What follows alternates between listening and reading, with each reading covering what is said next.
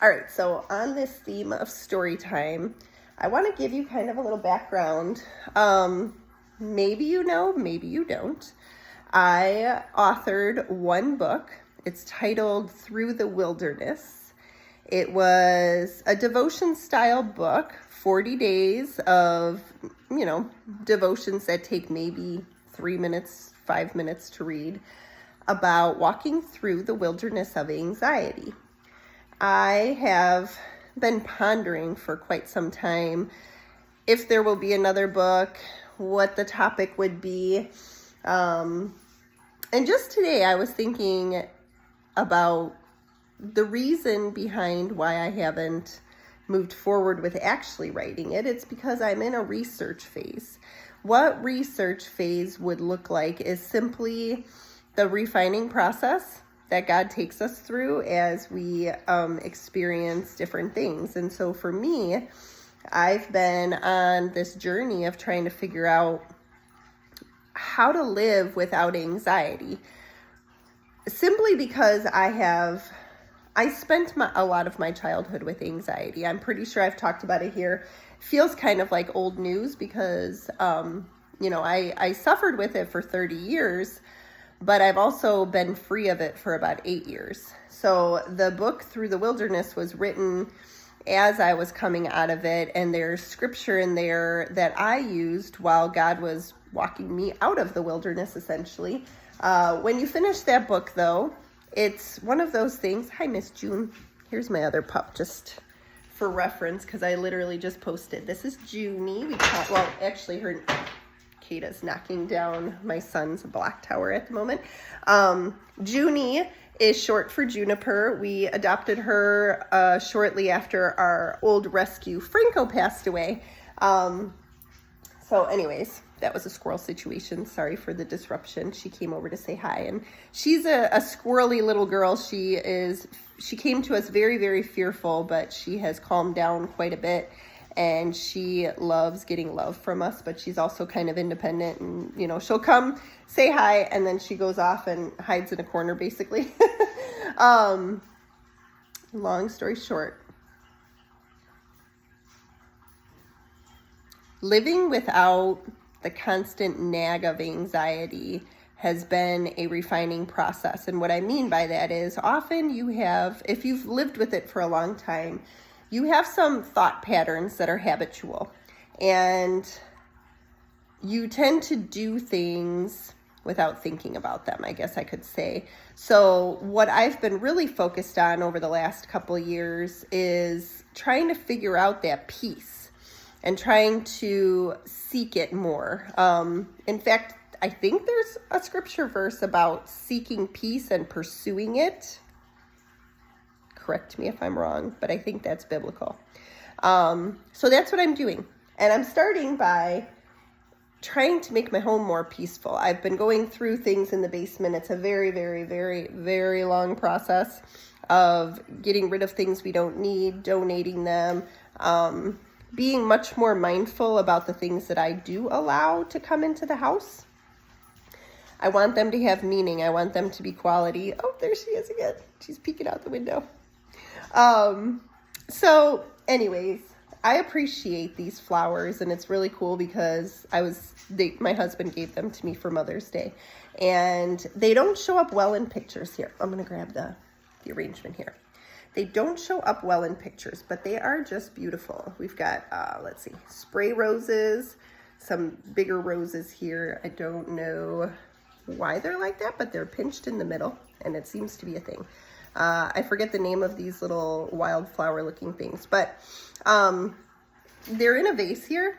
It's a crystal vase. It's vintage because my mother-in-law got it from her mother-in-law, and it was passed on to me, and I'm so grateful.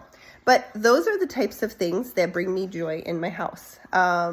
Also, I picked up a pillow most recently at this place that is kind of a barn full of vendors. Look.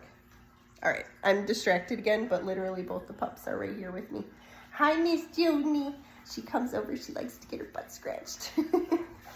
And then Miss Kata's here trying to get attention from Miss Junie, which they'll interact, I'm sure. Yep, see? Yep. cutie pies. I love you, Miss June. You're a good girl. Just a good girl. Good girl. Wow. Okay. So, anyways, this is how they interact with each other. Lots of kisses, lots of lovins. Good girls. All right, I'll try to stay focused. So I was showing you this pillow. Same thing. There's quality to it. It was picked up at a vendor barn that we have close by. It's a creative market. I know I just said that I'm trying to clean things out. And the thing is, I'm bringing things into the home mindfully. I'm creating a home that is peaceful. And I know I could go on and on about that because I'm a little bit of an overthinker with that. Long story short, I have kind of an eclectic style.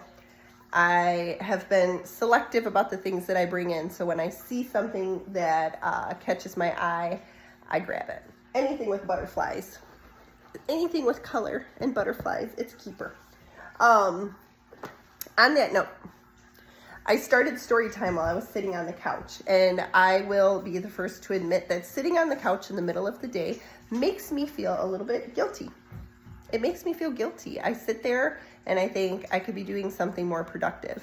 And that is currently what I am working on in my life, not feeling guilty when I sit in the middle of the day.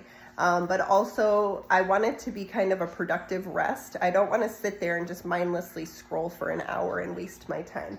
I want to participate in my environment around me, which is why I was talking about the pup that was cuddling with me, because that was a present moment.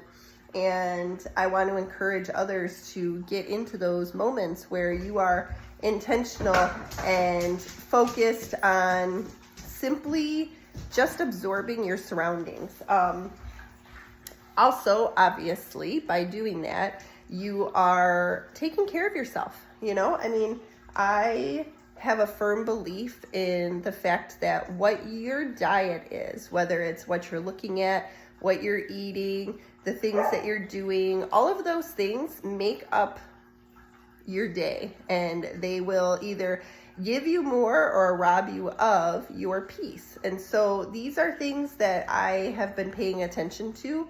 And if I had to guess, if I get back to writing that second book, I have a feeling these are the types of things that will be in it, because I think it's very important to pay attention to our well-being. I think it's very difficult in today's culture to, the husky's coming out in her. I think it's difficult in today's culture to really be at peace. I think it takes a lot of work, which is funny because peace should come easily, but for some reason it doesn't, because of the culture we live in today.